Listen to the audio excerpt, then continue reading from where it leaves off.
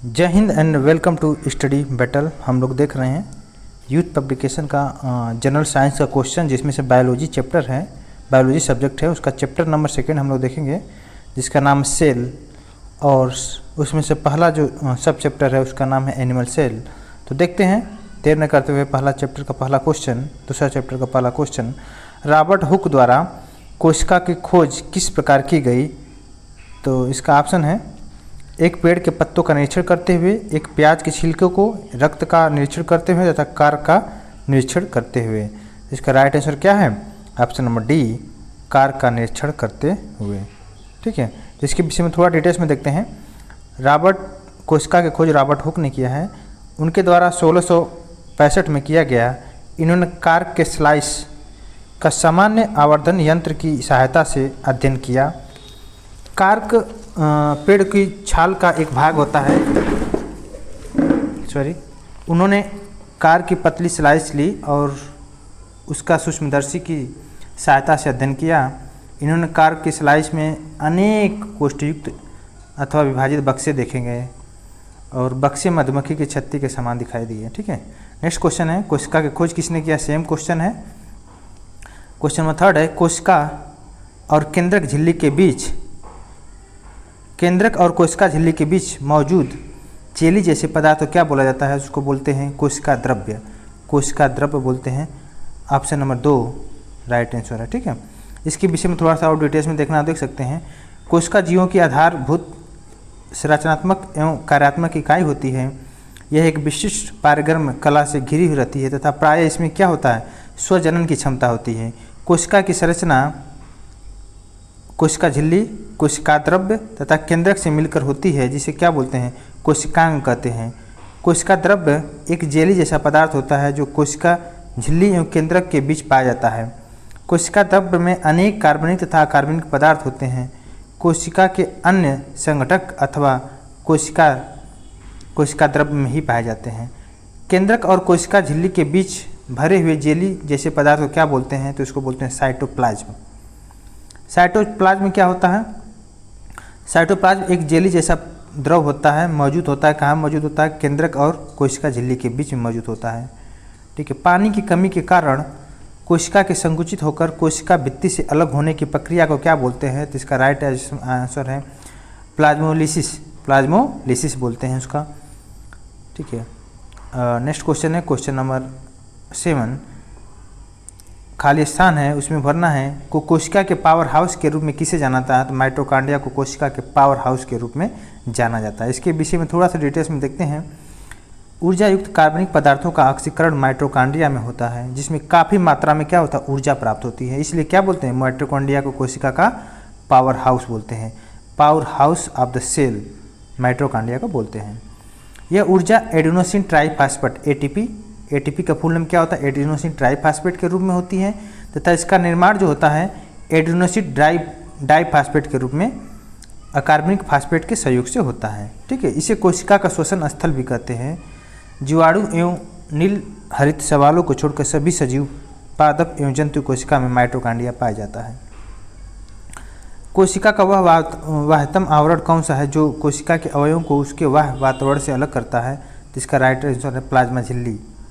ठीक है, next question है इक्वेटोरियन प्लेट पर कोशिका के केंद्र में गुणसूत्रों का संरेखण माइटोसिस के किस चरण का गठन होता है? तो इसका राइट आंसर है मेटाफेज।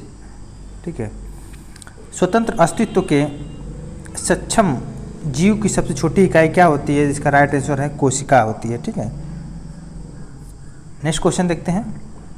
जीवन की मूलभूत इकाई क्या है? जीवन की मूलभूत इकाई है हमारा कोशिका। नेक्स्ट क्वेश्चन, पुटिकाओं जिसे बोलते हैं इंग्लिश में वेसिकल्स में प्रोटीन और लिपिड के परिवहन, संशोधन और पैकेजिंग के लिए निम्नलिखित में से कौन सा कोशिकांग उत्तरदायी है? तो इसका राइट आंसर गाल्जिकाय है। गाल्जिकाय के विषय में थोड़ा सा देखते हैं। पुटिकाओं में होता है प्रोटीन और लिपिड के परिवहन, संशोधन और पैकेजिंग के लिए गाल्जिकाय नामक कोशिकांग उत्तरदायी होता है। यह कोशिका के क्या अंदर क्या होता है? स्रावित पदार्थों के संग्रह व परिवहन में सहायक होता है।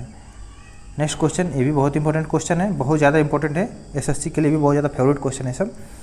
निम्नलिखित में से कौन झिल्ली संयोजित थैली पाचक एंजाइमों से भरी होती है, तो इसका आंसर है लाइजोसोम।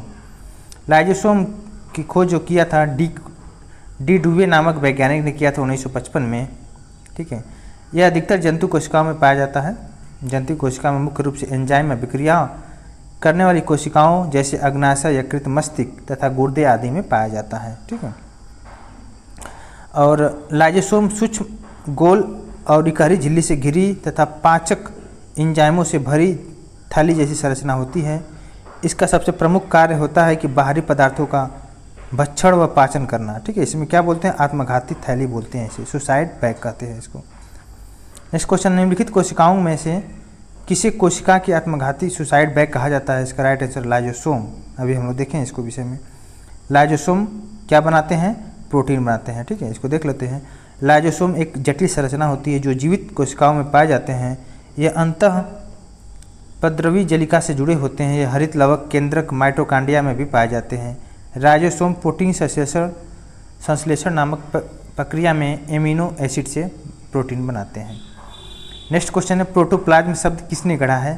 तो प्रोटोप्लाज्म शब्द किसने गढ़ा है? इसका राइट आंसर है पुरकिंजे ने गढ़ा है। ठीक है, प्रोटोप्लाज्म जिसे हिंदी में बोलते हैं जीव द्रव्य, इसका नामकरण पुरकिंजे ने 1839 में किया था। यह एक तरल, गाढ़ा, रंगहीन, पारदर्शी, वजन युक्त पदार्थ होता है। जीव की सारी जैविक क्रियाएं इसी के द्वारा संपन्न होती है, इसलिए जीव द्रव्य को क्या बोलते हैं? जीवन का भौतिक आधार कहते हैं।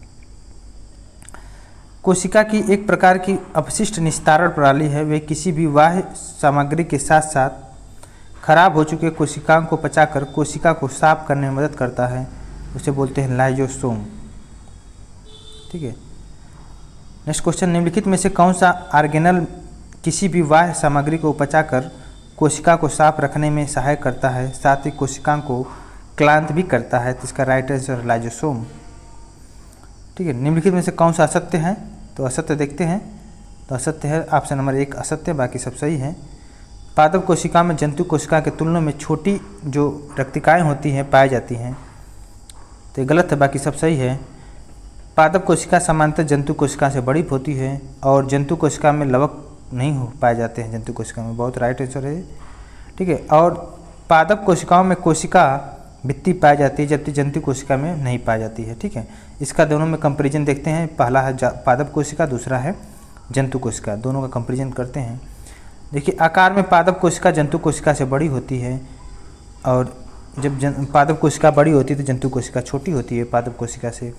और इसके अलावा सेकेंड कंपैरिजन हम करें तो पादप में होता है सेलुलोज जैसे प्लाज्मा झिल्ली से बनी कोशिका भित्ति उपस्थित रहती है, जबकि जंतु कोशिका में कोशिका भित्ति क्या होती है? अनुपस्थित होता है। पादप में क्या होता है? रसधानियाँ होती है, रिक्तियाँ बड़ी होती है। जंतु कोशिका में रसधानियाँ होती है, रिक्तियाँ बहुत छोटी और अस्थायी होता है। लवक पाए जाते हैं पादप कोशिका में और जंतु कोशिका में लवक नहीं पाए जाते हैं। ठीक है, नेक्स्ट क्वेश्चन है, इनमें से कौन सा पदार्थ आंत से अवशोषित वसा को ग्रहण करता है और अतिरिक्त द्रव को अतिरिक्त कोशिकी स्थान से वापस रक्त में ले जाता है? तो इसका राइट आंसर है लसिका। लसिका इसका राइट आंसर है। लसिका के विषय में देख लेते हैं। लसिका एक रंगहीन द्रव है जो कोशिका के चारों ओर पतली परत के रूप में विद्यमान रहती है। इस द्रव में विशिष्ट लिम्फोसाइट होते हैं जो शरीर की प्रतिरक्षा अनुक्रिया के लिए उत्तरदायी होते हैं। लसिका पोषक पदार्थ, हार्मोन आदि का संवहन करती है। यह आंत में उपस्थित लैक्टियल वसा को अवशोषित करती है तथा अतिरिक्त द्रव को अतिरिक्त कोशिकीय स्थान से वापस ले जाती है। अब इसमें देखते हैं निम्नलिखित में से अर्धसूत्र के लिए कौन सा कथन सत्य नहीं है? तो सत्य में देखिए ऑप्शन नंबर 20 सही नहीं है, बाकी सब सही है। सही ऑप्शन देखते हैं, अर्धसूत्र 2 चरणों में होता है। अर्धसूत्र के दौरान जनन कोषों के जीन परिणामी कोषों से मिश्रित हो जाते हैं और जनन ग्रंथि में अर्धसूत्रण युग्मक के लिए होता है उत्पादन। ठीक है, किस कोशिका को कोशिका का मास्टर कहा जाता है? तो राइट आंसर इसको नाभिक को बोलते हैं कोशिका का मास्टर। किसी कोशिका में मौजूद सबसे बड़ी कोशिकांग कौन सा है? तो सबसे बड़ी कोशिकांग नाभिक है।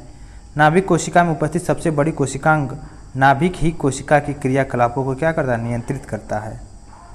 नेक्स्ट क्वेश्चन, निम्नलिखित में से कौन सा कोशिकांग को कोशिका का प्रोटीन कारखाना कहा जाता है? तो इसको देखते हैं, प्रोटीन कारखाना किसे कहता है? 24 का राइट आंसर है राइबोसोम को।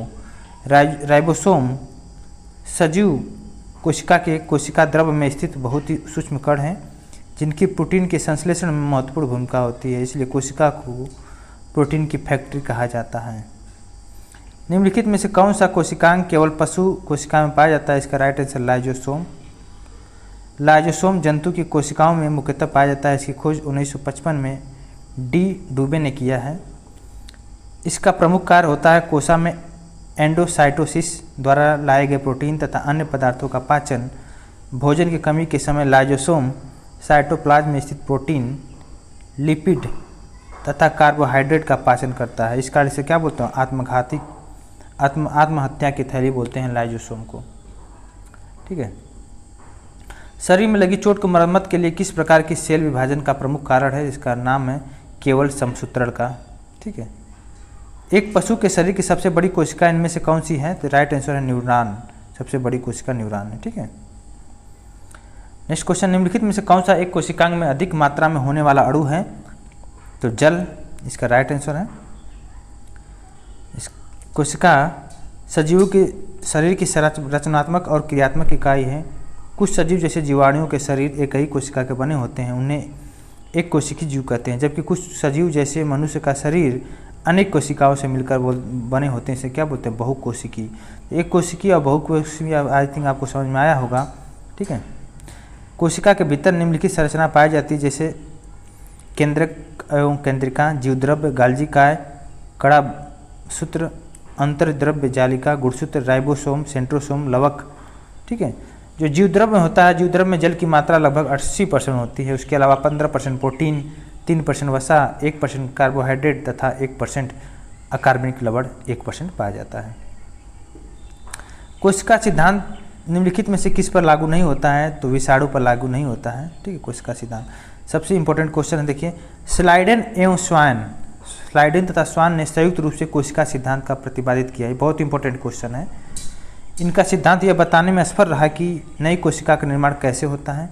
पहली बार रुडोल्फ विर्चो ने स्पष्ट किया कि कोशिका विभाजित होती हैं।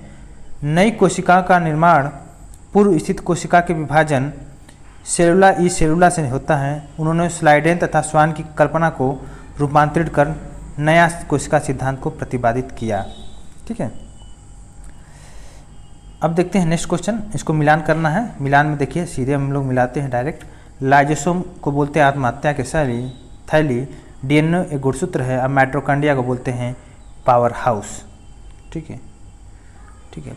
फंक्शनल क्रिया को नियंत्रण कौन करता है? इसका राइट आंसर केंद्रक। देखिए जेई में क्वेश्चन आया हुआ है। ठीक है। तो आप देख सकते हैं। अब नेक्स्ट क्वेश्चन नेक्स्ट चैप्टर में देखते हैं प्लांट सेल, पादप कोशिका के विषय में देखते हैं। पादप कोशिका की भित्ति किसकी बनी होती है? सेलुलोज की बनी होती है।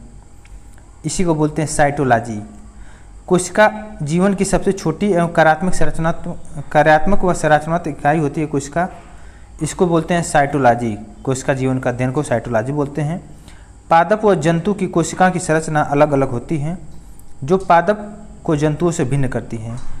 कोशिका भित्ति केवल पादप कोशिका में पाई जाती है और सेलुलोज की बनी होती है। यह कोशिका की सुरक्षा के साथ साथ उनके आकार, निश्चित व आकृति को बनाए रखने में सहायक होते हैं। यह कोशिका झिल्ली के बाहर पाई जाती है। ठीक है। पौधों में कोशिका भित्ति का निर्माण करने वाले जटिल कार्बोहाइड्रेट को क्या बोलते हैं? इसका नाम है सेलुलोज। कौन सा कोशिकांग पदार्थ संश्लेषण के दौरान प्रकाश ऊर्जा का उपयोग करता है? इसका राइट आंसर हरित लवक। ठीक है। क्लोरोफिल में निम्नलिखित में से कौन सा तत्व उपस्थित होता है? तो इसका राइट आंसर है मैग्नीशियम उपस्थित होता है क्लोरोफिल में। इसको देख लेते हैं डिटेल्स में। क्लोरोफिल में मैग्नीशियम तत्व उपस्थित होता है। हरी पत्तियों में क्लोरोफिल एक हरे रंग का वर्णक पाया जाता है। क्लोरोफिल सूर्य के प्रकाश को अवशोषित करता है और ऊर्जा देता है। ठीक है। निम्नलिखित में से क्या केवल पादप कोशिकाओं में से पाया जाता है? तो लवक पाया जाता है केवल पादप कोशिका में, बाकी गाल्जी का, माइटोकॉन्ड्रिया, केंद्रक। ठीक है। लवक केवल पादप कोशिका में पाया जाता है, जंतु कोशिका में नहीं पाया जाता है। ठीक है। तो लवक केवल पादप कोशिका में पाया जाता है। यह दोहरी झिल्ली से बनी होती है और इसका खोज जिसे अपना डीएनए तथा राइबोसोम होता है। 3 प्रकार का होता है। क्लोरोप्लास्ट होता है, क्रोमोप्लास्ट होता है और ल्यूकोप्लास्ट होता है। ठीक है।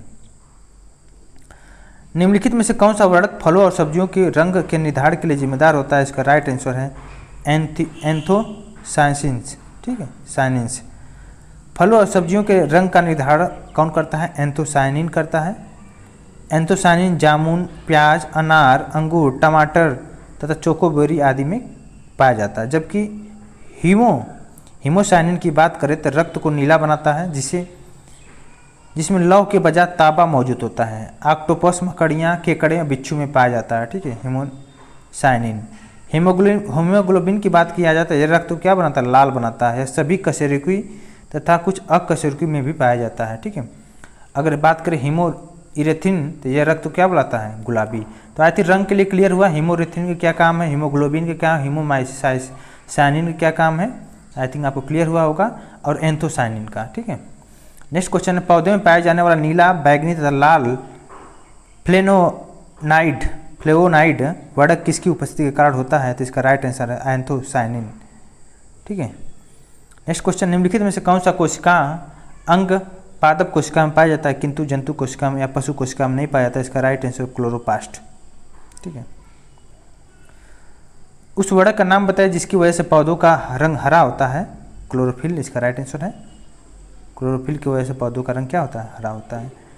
अब देखेंगे नेक्स्ट चैप्टर में हम लोग उत्तक टिश्यू से रिलेटेड सारा क्वेश्चन को हम लोग देखेंगे नेक्स्ट लेक्चर में, जिसमें से पहला सब चैप्टर रहेगा उसका एनिमल टिश्यू के विषय में देखेंगे तीसरे चैप्टर में, वो भी नेक्स्ट लेक्चर में देखेंगे। आई थिंक अभी के लिए बस इतना ही रखते हैं, नेक्स्ट लेक्चर में इसको डिस्कस करेंगे। बहुत इंपॉर्टेंट बायोलॉजी के क्वेश्चन है, सारे एग्जाम के लिए बहुत इंपॉर्टेंट है। ऐसा नहीं कि बस रेलवे के ही लिए ही इंपॉर्टेंट है, क्योंकि रेलवे का प्रीवियस ईयर है तो इसका मतलब ये नहीं कि रेलवे के लिए, एसएससी के लिए भी बहुत ज़्यादा इंपॉर्टेंट है। कोई भी एग्जाम दीजिए उसमें बायोलॉजी का क्वेश्चन इससे ऊपर नहीं बनने वाला है, क्योंकि सारे क्वेश्चन को इसने कवर किया है, साइंस के क्वेश्चन को 1 by 1 चैप्टर वाइज। ठीक है, तो अभी के लिए बस इतना ही। Thank you so much.